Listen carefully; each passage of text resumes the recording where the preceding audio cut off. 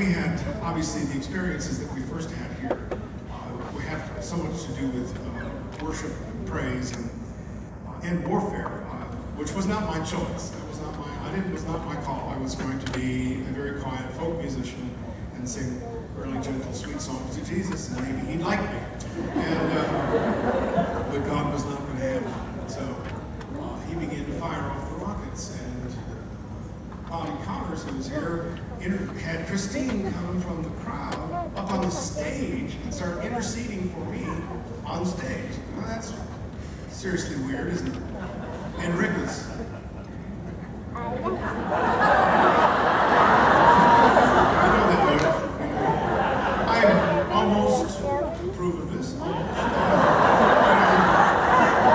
And, the difficulty, let's get real for it, as Susie was saying, all of a sudden we have music that's not been played before in the church. We're playing rock and roll basically, and we're screaming and we're shouting, and the songs are lasting too long, and the melodies are unsingable, and everyone is staring at, and now there's a wild-looking woman on stage jumping around and dancing and freaking out and looking like, how is this ever going to stop?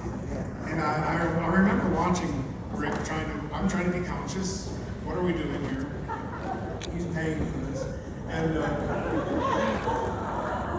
finally we get done, and he said, I really don't know what the heck that is.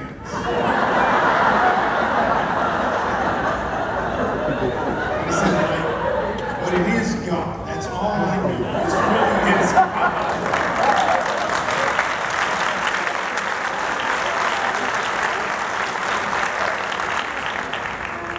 Try to imagine what it costs to do something that's not been seen or heard or experienced in the body of Christ. To imagine being the authority requires for that to be released.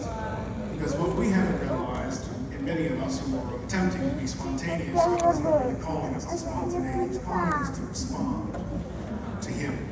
And what happens when the Lord really does give that, you do respond. And when we do respond, that's recognized by authority.